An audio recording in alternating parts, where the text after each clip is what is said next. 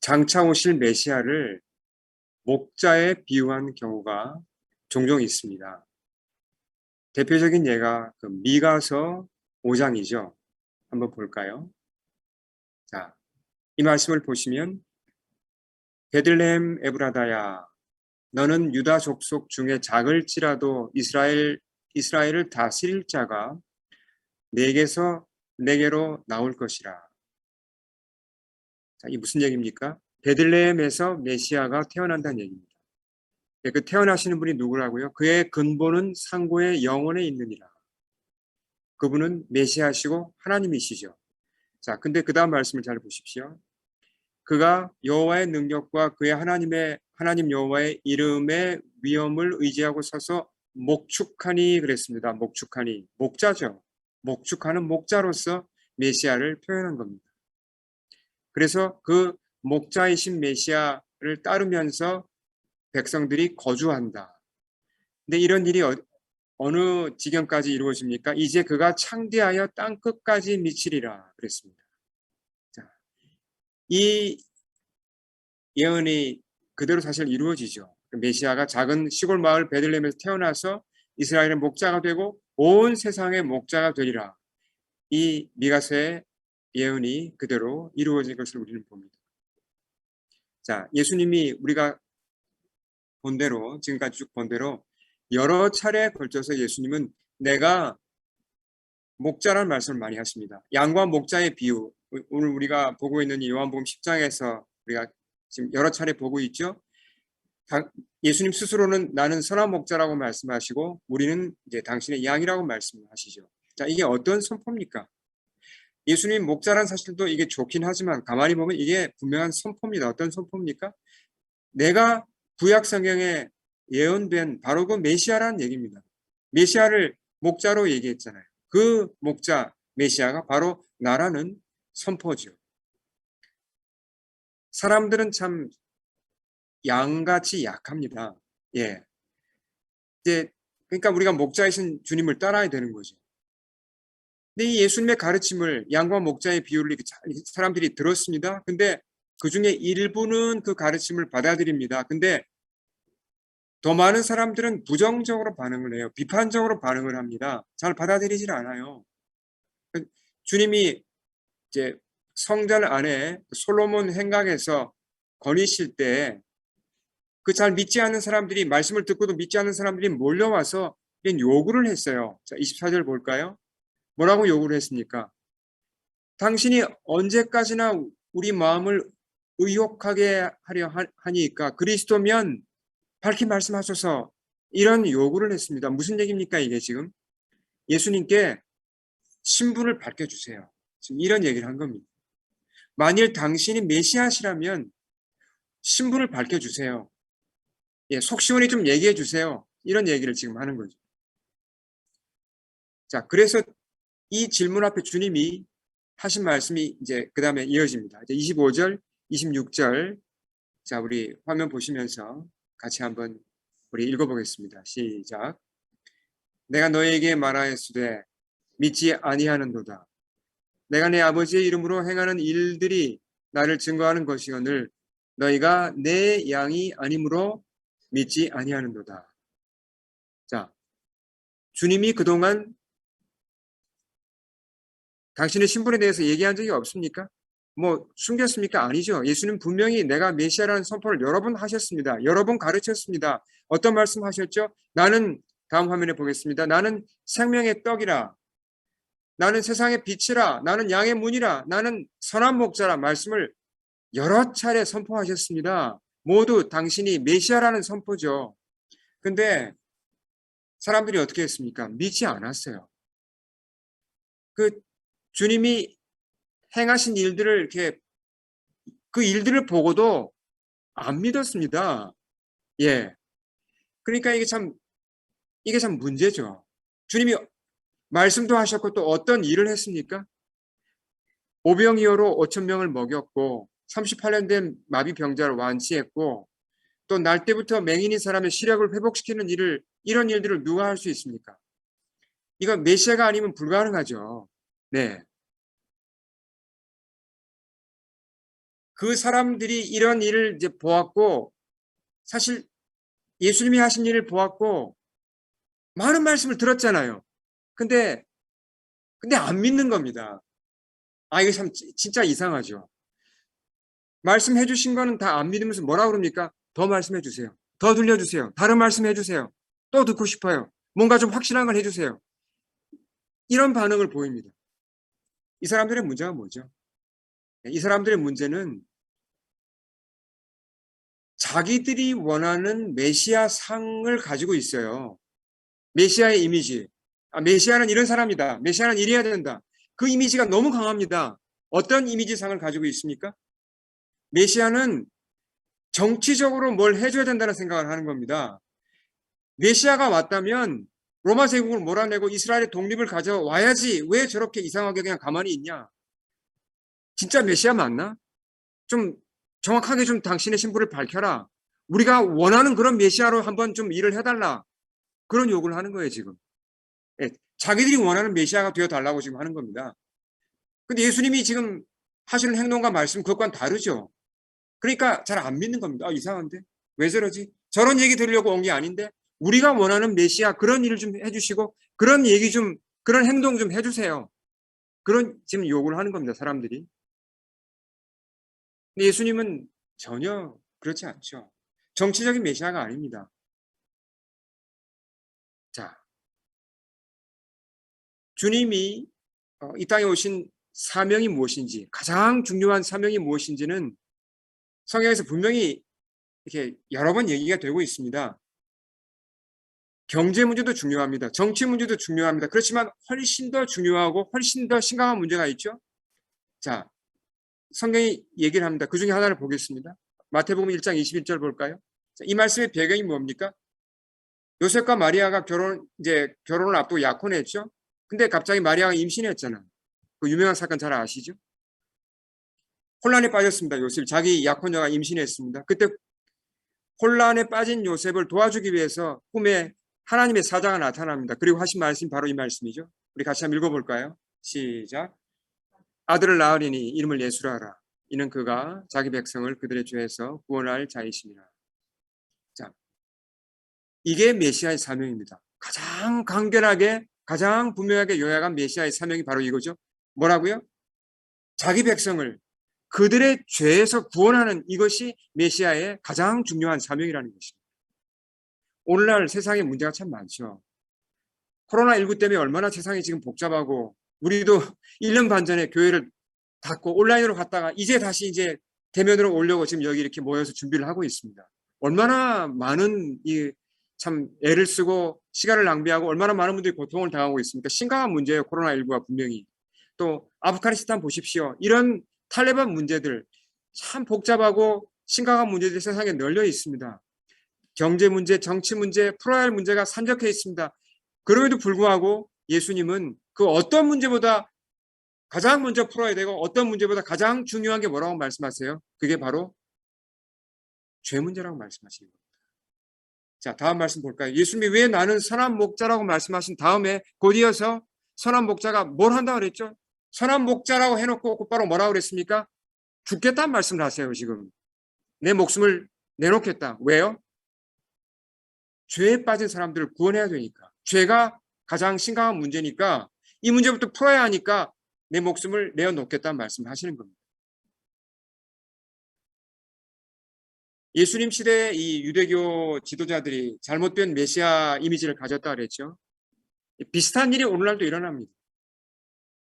예수님에 대해서 어떤 정치적인 그런 걸 기대하는 분들도 있고 경제적인 리더, 그러니까 참 비슷해요. 그런 면에서는 정치적인 메시아로, 경제적인 메시아로 뭔가 그런 어떤 내가 필요한 그런 구원자로 사람들이 그런 기대를 가지고 오시는 분들이 많다는 얘기죠. 우리도 그렇지 않습니까? 저도 옛날에 그랬어요. 예수님을 마치 내 뭐 개인 변호사처럼 내가 필요할 때 찾아가서 도움받을 수 있는 그런 분처럼 우리가 생각하는 경향이 많죠. 우리가 돌아봐야 돼요. 나는 과연 어떤 메시아 상을 가지고 있는가? 내가 원하는 구원자 메시아는 어떤 분인가? 내가 그 기대에 너무 집착하고 있지 않은가? 과연 그게 성경적인 기대가 맞는가? 우리가 짚어봐야죠. 자, 오늘 우리가 이 주님의 음성을, 목자 대신 주님의 음성을 듣는 얘기를 합니다. 그 얘기를 하고 있는데요. 지금 이 사람들이 메시아에 대한 기대가 잘못됐으니까, 메시아 상이 잘못됐기 때문에 주님이 아무리 얘기해도 못 알아들었다는 얘기를 지금 하고 있는 거죠. 그렇죠. 그러니까 주님의 음성을, 하나님의 말씀을 잘 깨달아야 되는데 잘 못 깨달는 게 지금 문제입니다. 하나님 말씀은 당연히 성경에 기록된 우리가 대부분의 하나님의 말씀은 기록된 말씀을 통해서 우리가 듣는 거죠. 근데 이 성경을 깨닫지 못하고 이해하지 못하는 경우가 참 많습니다. 왜 사람들이 성경을 잘 못 깨닫는가? 잘 이해하지 못하는가? 오늘 말씀 비추어 보면 어떻습니까? 사람들이 내가 원하는 것만 듣고자 하는 경우가 많아요. 예. 이 유대교 리더들의 이 잘못이 결국은 오늘날 우리가 범하는 잘못과 큰 차이가 없다는 얘기입니다. 내가 원하는 부분만 또 잘라내서 또 들어요. 아무리 말씀을 잘 전해도, 말씀이 잘 전해줘도 듣는 게 또 이게 잘 들어야 되는데 잘 듣는 걸 이제 이게 잘 듣는 게 참 쉽지 않다는 얘기입니다. 제가 이제 이런 경험을 했어요. 제가 청년 때 이제 리더로서 청년들의 그 여름 수련회를 섬긴 적이 있습니다. 근데 수련회 주제가 뭐였냐면 하나님 아버지의 사랑과 돌아온 탕자, 그런 이제 내용이었습니다. 그 참여자들이 지금 기억해 보면 한 200~300명이 이제 모였는데요. 소그룹으로 모여서 이제 누가복음 15장 그 돌아온 탕자 말씀을 공부하고 이제 강사님의 설교를 이렇게 들었습니다.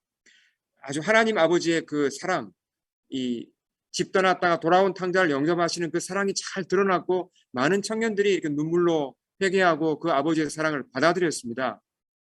제가 그 예배가 끝나고 제가 인도하는 그 이제 소그룹에서 나눔이 있었는데 한 형제가 좀 특이한 반응을 보였어요. 그 나눔 시간에.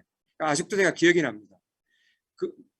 그 친구가 뭘 얘기를 했냐면 자기는 하나님 아버지의 사랑은 잘 모르겠대요. 못 깨닫겠대요. 근데 이 설교를 들으면서 자기 친아버지의 사랑을 자기는 깨달았대요. 그러면 자기는 집에 가겠다고 하는 겁니다.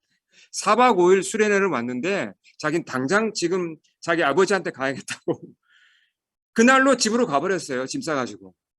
예, 제가 그래서 너무나 좀 그때 어처구니가 없어가지고 아직도 그 사건을 기억하고 있는데, 물론 아들과 아버지의 관계가 회복되고 아버지의 사랑을 기억하는 건 참 좋은 거죠. 근데 누가복음 15장 돌아온 탕자 말씀이 핵심이 그겁니까?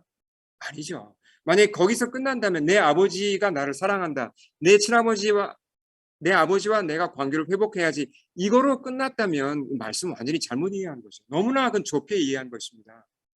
예. 그러니까 우리가 참 이 형제가 범했던 그런 실수를 우리도 범할 수 있다는 거예요. 그러니까 정말 주님이 이 말씀을 통해서 내게 전해주고자 하는 메시지를 내가 받아야 되는데 그게 아니라 내가 듣고 싶은 것만 싹 뽑아서 듣고 그걸로 그냥 끝나는 경우가 많다는 거죠. 주님은 숲을 보여주고 싶어 하시는데 우리는 많은 경우에 그냥 내가 좋아하는 그 나무 하나만 보고 있어요. 말씀 중에서도. 네, 참 우리가 넘어서야 할 우리의 약점이에요. 자, 그럼 우리가 말씀을, 이 성경을 바로 이해하기 위해서, 바로 잘 알아듣기 위해서 필요한 게 뭘까? 오늘 말씀을 통해서 우리가 뭘 배울까? 자, 27절을 다시 한번 보겠습니다. 27절 우리 같이 한번 읽어볼까요? 시작. 내 양은 내 음성을 들으며 나는 그들을 알며 그들은 나를 따르느니라. 자, 여기서 예수님 뭘 말씀하셨을까요? 예수님 말씀하신 것은 한마디로 말하면 뭘까요? 관계죠. 관계. 네. 예수님께 집중을 해야 합니다. 그분이 누구신지. 네. 정말 그분을 알고자 해야 돼요. 정말 예수님을 내가 알고자 하는 진심이 담긴 소원이 있어야 됩니다. 그렇게 접근을 해야 된다는 거죠. 어떤 말씀을 보든지. 그분을 찾을 때 우리가 그분을 진심으로 찾으면 만나 주십니까? 만나 주시죠. 예. 이렇게 만남이 일어나야, 관계가 이루어져야지 그분과 내가 아는 사이가 돼야지 말씀들이 깨달아지기 시작하고 말씀들이 내 속으로 들어온다는 얘기입니다. 이런 만남, 인격적 관계 형성이 없이는 이 성경은 그냥 이론에 불과할 수가 있고 윤리책에 그냥 불과할 수 있다는 얘기죠. 자, 우리가 지금 어떻게 주의 음성을, 목자의 음성을 잘 듣느냐, 이 얘기를 지금 계속 하고 있습니다. 크리스찬이라면 누구나 우리가 하나님의 음성을 듣는 것 관심이 많죠. 우리가 좀 더 이렇게 스페시픽하게 아주 좀 특정한 경우에 하나님의 말씀을 또 듣기 원하는 때도 있잖아요. 예를 들면 이 시대의 문제를 우리가 안고 이 어두운 시대에 하나님 뭐라고 말씀하실까? 우리가 궁금할 때가 있죠. 하나님의 음성을 듣고 싶습니다.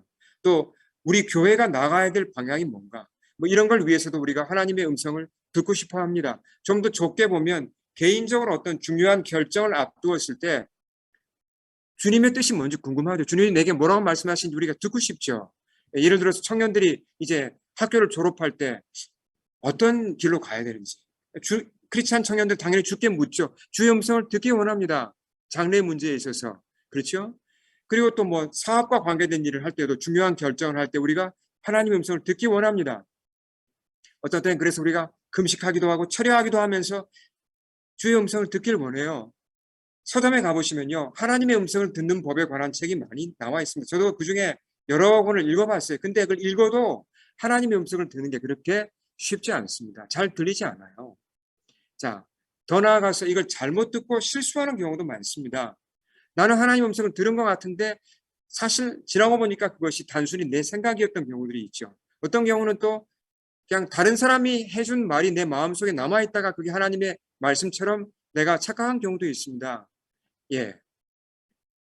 그래서 우리가 특히 하나님의 음성을 듣는다고 할 때 이 양으로서 목자의 음성을 듣는 얘기를 참 많이 하는데요. 이 훈련이 필요한 겁니다. 목자 대신 주님의 음성을 들으려면요. 훈련이 필요해요. 그 중에 하나 제가 나누고 싶은 게 있습니다. 우리가 만일 이 목자 대신 주님의 음성을 듣는데 좀 더 성장하고 싶다면 한 가지 꼭 해야 되는 훈련이 있습니다. 그게 뭐냐면 기도 일기를 쓰셔야 돼요. 기도 노트라고 해도 괜찮습니다. 그러니까 그냥 입으로 기도하고 끝나면 안 된다는 얘기죠. 내가 기도한 내용이 있다면 그걸 기록을 하라는 얘기입니다. 일기장에다가. 우리가 기도 중에 어떤 감동이 올 때가 있죠. 아, 하나님이 이런 말씀을 하시는 것 같다. 그때 그걸 써두셔야 돼요. 자, 그러면 그 정말 하나님의 음성이 맞다면 시간이 지나면서 확인이 될까요? 확인이 되죠. 환경이나 이런 걸 통해서 확인이 되는 겁니다. 근데 나는 이게 하나님의 음성 같다라고 써뒀는데 그게 아니라면 내가 잘못 들은 거라면 시간이 지나면서 또 확인이 되겠죠. 내가 이거 잘못 들은 거였구나. 아니었구나. 그렇게 기록을 해두시면 내가 이제 분별력이 생기고 주의 음성을 듣는 데 있어서 훨씬 더 효율적으로 성장할 수 있게 되는 겁니다. 다시 한번 우리가 그 상황으로 한번 돌아가 보죠. 우리가 어떤 기로에 서 있을 때, 선택을 해야 할 때, 중요한 결정을 해야 할 때 기도합니다. 우린 크리스천이니까 기도합니다. 주님의 뜻을 찾아요. 주의 음성을 듣고 싶습니다. 근데 그때 또 한 가지 우리가 반드시 점검해야 될 게 있어요. 어떤 때는 우리가 너무 집착을 합니다. 하나님, 이 갈림길에서 A로 가야 합니까? B로 가야 됩니까? A입니까? B입니까? 여기만 매달리면 안 된다는 얘기예요. 더 중요한 게 있어요. 어떤 주제를 가지고 기도할 때, 주의 음성을 듣고 싶을 때 꼭 확인해야 할 것이, 자, 26절, 27절 다음 페이지 보겠습니다. 이 말씀을 가지고 우리가 한 가지 꼭 확인할 게 있어요. 자, 같이 말씀을 읽어볼까요? 시작. 너희가 내 양이 아니므로 믿지 아니하는도다. 내 양은 내 음성을 들으며 나는 그들을 알며 그들은 나를 따르느니라. 자, 이 가르침에 따르면 누가 목자 예수님의 음성을 들을 수 있다고 그랬죠? 누가요? 내 양이라고 그랬습니다. 내 양. 주님의 양이 되어야 그분의 음성을 들을 수 있습니다. 단순하지만 굉장히 중요한 얘기죠. 그렇죠? 자, 양과 목자의 관계를 가만히 보면 전적으로 신뢰하고 따르는 관계입니다. 그러니까 내가 그분의 양이 돼야 그분의 음성을 들을 수 있고 내가 양이라는 거는 그분을 신뢰한다는 겁니다. 전적으로 신뢰하는 겁니다. 그래야 음성을 잘 들을 수 있다는 얘기죠. 어떤 상황에서도 그분이 주님이 내 목자구나. 나는 그분의 양이구나. 나는 그분의 선하심을 믿는다. 그분을 나는 순종한다라고 내가 전적으로 신뢰하고 따라갈 때 음성이 바로 잘 들린다는 얘기죠. 지난주에도 제가 제 간증을 나누었는데 제가 대학 졸업반 때 얘기인데 그 비슷한 시기에 있었던 또 다른 간증을 제가 하나 더 나누려고 합니다. 예, 대학 졸업반이었을 때 이제 뭐 비슷한 상황에 처하면 누구나 비슷한 이제 그런 비슷한 경험을 하죠. 장래 진로를 놓고 기도하였습니다. 앞으로 뭘 해야 되는가. 근데 그 당시 제가 이제 예수님의 매력에 아주 깊이 빠져 있었어 가지고 제 전공인 제가 공대를 다녔는데 재료공학에 대해서는 별로 흥미를 못 느꼈어요. 그래서 뭐 겉으로 보면 이 사람이 뭐 공대생인지 신학생인지 구별이 안 될 정도로 이제 그렇게 그냥 성경만 붙잡고 살았던 기억이 나는데요. 그러니까 갈등을 했습니다. 전공을 살려서 이 재료공학을 살려서 이 취직을 해야 되는 건지 아니면 그냥 아예 사역자로 내가 그냥 가야 되는 건지 어떤 길이 맞는지 제가 잘 결정을 할 수가 없었어요. 네, 결정을 해야 되는데 기도하며 주님의 음성에 귀를 기울였죠. 근데 아무것도 들리지 않았습니다. 그러다가 제가 날짜는 정확히 기억 안 나도 이제 1988년입니다. 88년 1월이었던 건 제가 기억나요. 그때 어떤 계기로 제가 말씀을 묵상하고 큐티를 할 시간이 있었는데 다음 말씀 볼까요? 열왕기상 18장 21절 말씀이 마치 저를 때리듯이 저를 붙잡았습니다. 아주 강하게 저를 깨웠어요. 이 말씀의 배경을 잠깐 말씀드리면 이제 북이스라엘이 타락했죠. 하나님의 백성이라는 이름은 가졌는데 그 이스라엘 백성이 바알에게 다 넘어갔습니다. 완전히 타락해가지고 아합 왕부터 시작해서 극도로 타락해서 바알을 섬기는 그런 시대에 엘리야 선지자가 그 타락한 백성들을 향하여서 갈멜산에서 목숨을 걸고 한 얘기입니다. 이게 사실 목숨을 내어놓고 한 얘기죠. 자, 그 말씀 제가 한번 읽어보겠습니다. 너희가 어느 때까지 둘 사이에서 머뭇머뭇하려느냐. 여호와가 만일 하나님이면 그를 따르고 바알이 만일 하나님이면 그를 따를지니라 하니 백성이 말 한마디도 대답하지 아니하는지라. 자, 이 말씀이 저를 그냥 때리듯이 저를 휘감았는데요. 그 당시 방금 말씀드린 대로 저의 관심은 하나님 이 길입니까? 아니면 저 길입니까? 였어요. 하나님 제가 취직을 해야 됩니까? 아니면 사역자로 가야 됩니까? 저는 그것만 듣기를 원했어요. 근데 하나님은 거기에 대해서는 답을 안 하셨어요. 그리고 이 말씀으로 어떤 말씀을 하시냐면 네가 죄인이라는 말씀을 하시는 거예요. 저한테. 예. 제 자신을 돌아보니까 제가 바로 이 바알 우상을 섬기고 있던 그 백성인 겁니다.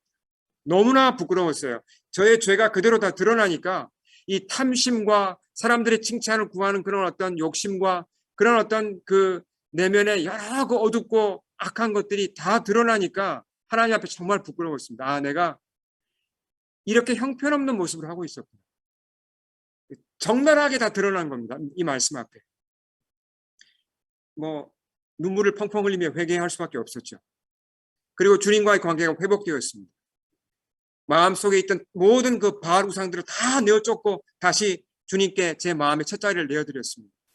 그 작업을 하고 나니까 그 회개를 하고 나니까 비로소 장래에 대한 주님의 음성이 들리는 겁니다. 공부를 계속하면 좋겠다. 전공 공부를 계속하라는 그런 음성이 들렸어요. 이 하나님의 음성 맞나?